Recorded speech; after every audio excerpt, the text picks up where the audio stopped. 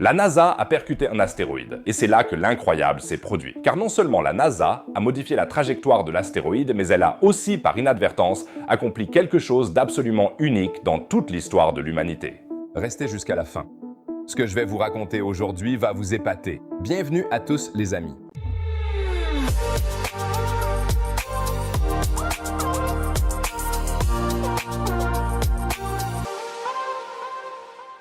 À ton avis, quelle est la plus grande menace pour la Terre? À mon sens, l'impact d'un astéroïde figure parmi les principales. Ça a déjà provoqué des apocalypses planétaires par le passé, et ce que la NASA a fait pourrait décider de la survie ou de la disparition de notre espèce à l'avenir. Si ces histoires cosmiques te passionnent autant que moi, n'hésite pas à t'abonner à la chaîne. Ça ne coûte rien, tu ne rateras plus jamais une vidéo et tu m'aideras beaucoup.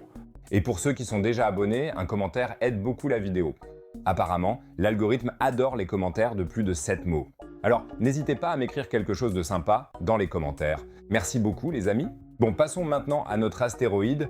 En septembre 2022, la NASA a envoyé une sonde spatiale appelée sonde DART pour Double Asteroid Redirection Test sur une trajectoire de collision directe avec un astéroïde nommé Dimorphos. Dimorphos n'est pas un simple rocher solitaire perdu dans l'espace. Il orbite autour d'un astéroïde nettement plus gros, appelé Didymos. Imagine-les comme un petit couple cosmique. Didymos est le corps principal, tranquille, et Dimorphos, son fidèle satellite qui tourne tranquillement autour de lui.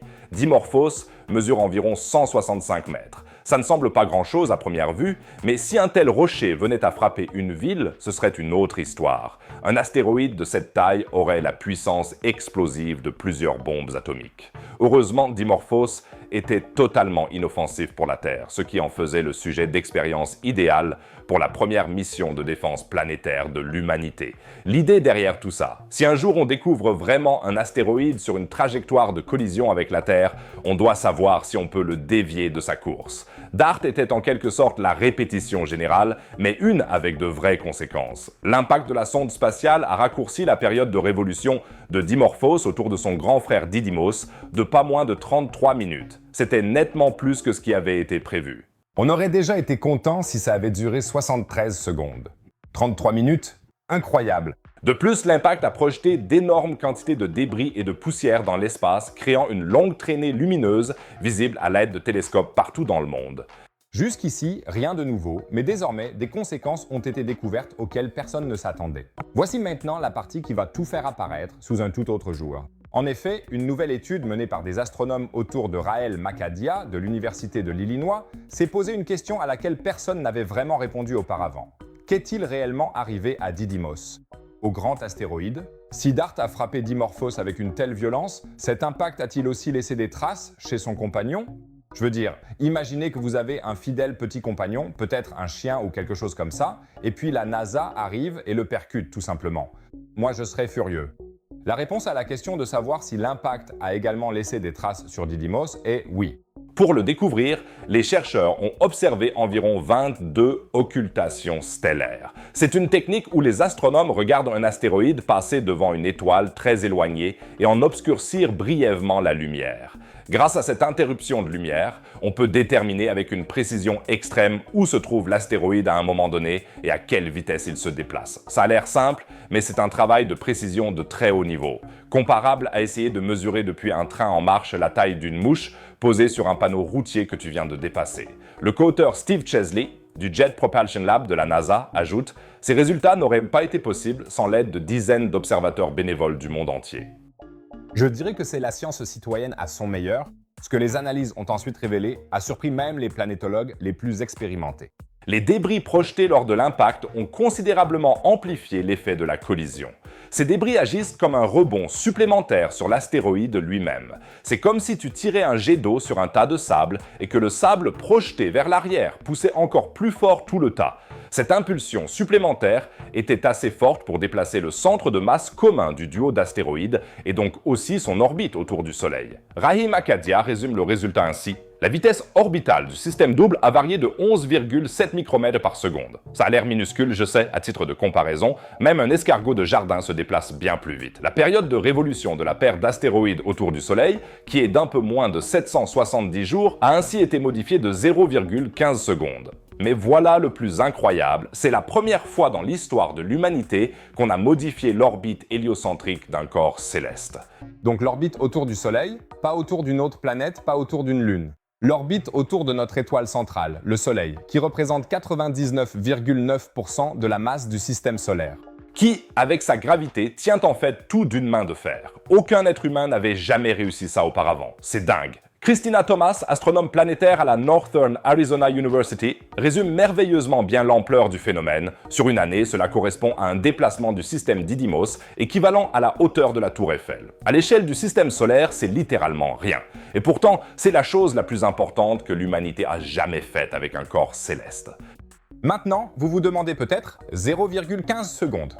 Est-ce que ça fait une quelconque différence? Et c'est une question tout à fait légitime. Rahil Makradir l'explique ainsi. Au fil du temps, même un changement aussi minime dans le mouvement d'un astéroïde peut déterminer s'il va frapper notre planète ou passer à côté. Et c'est exactement ça. En matière de véritable défense planétaire, on n'a pas le luxe d'agir juste avant l'impact. Il faut intervenir des décennies à l'avance. Et là, même une correction minime de la trajectoire suffit pour sauver la Terre. Ou de lancer accidentellement un astéroïde en direction de la Terre. Mais pas d'inquiétude, la NASA n'a pas accidentellement catapulté Didymos vers la Terre. Ouf, on l'a échappé belle. Cela aurait vraiment été une utilisation exceptionnellement mauvaise de l'argent des contribuables. Et ce ne sont pas les exemples négatifs qui manquent. Mais la mission DART a apporté une toute autre découverte concrète. À savoir de quoi est composé exactement Dimorphos. Et c'est au moins aussi important pour la défense planétaire que la correction de trajectoire. Car les nouvelles mesures ont permis aux chercheurs de calculer très précisément la densité de Dimorphos. Et le résultat est stupéfiant. Dimorphos est à peine plus dense que l'eau. Ça veut dire que ce n'est pas un gros rocher massif, mais plutôt un tas de gravats en vrac. Une sorte de château de sable cosmique maintenu ensemble uniquement par une faible gravité. Ça explique d'ailleurs pourquoi DART a provoqué bien plus de débris que prévu. Quand tu percutes un tas de sable, tu soulèves forcément plus de poussière que si tu fonces dans un gros rocher. Didymos en revanche est nettement plus dense et structurellement plus stable, c'est donc un vrai rocher. Et ce n'est pas un détail sans importance car selon la nature d'un astéroïde, il faudrait procéder de manière complètement différente lors d'une véritable mission de défense. Percuter un tas de gravats comme ça peut le faire se briser en plusieurs fragments et on serait alors passé d'un problème à plusieurs, comme le mentionne d'ailleurs le film extrêmement précis Armageddon.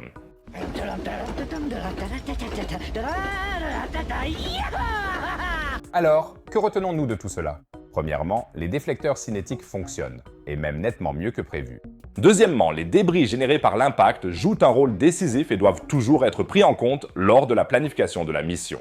Troisièmement, on a bel et bien les moyens techniques de mesurer les modifications les plus infimes des trajectoires des astéroïdes, une capacité qui pourrait sauver des vies en cas d'urgence réelle. Et quatrièmement, on sait désormais que même un amas de débris apparemment inoffensif dans l'espace peut avoir des propriétés bien différentes de ce qu'on pourrait supposer à première vue. Et le meilleur, c'est que l'histoire n'est pas encore terminée. Cette année encore, la sonde Hera de l'ESA devrait arriver au système Dimorphos et examiner de très près le cratère d'impact de DART. On en saura donc beaucoup plus sur ce qui s'est réellement passé lors du premier impact d'astéroïdes de l'humanité.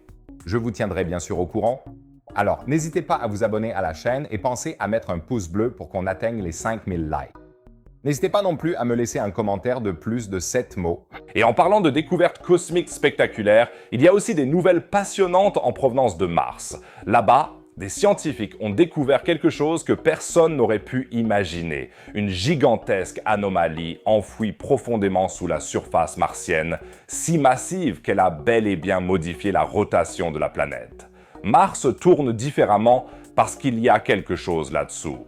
Mais quoi? Et qu'en est-il de la mystérieuse pyramide martienne que les chercheurs ont découverte? Tu découvriras tout ça en haut à droite dans la vidéo affichée. N'hésite pas à y jeter un œil, c'est très passionnant. En bas à droite, comme d'habitude, une autre vidéo sur la science et l'espace. Sinon, je dirais qu'on se retrouve dans la prochaine vidéo. À plus les amis.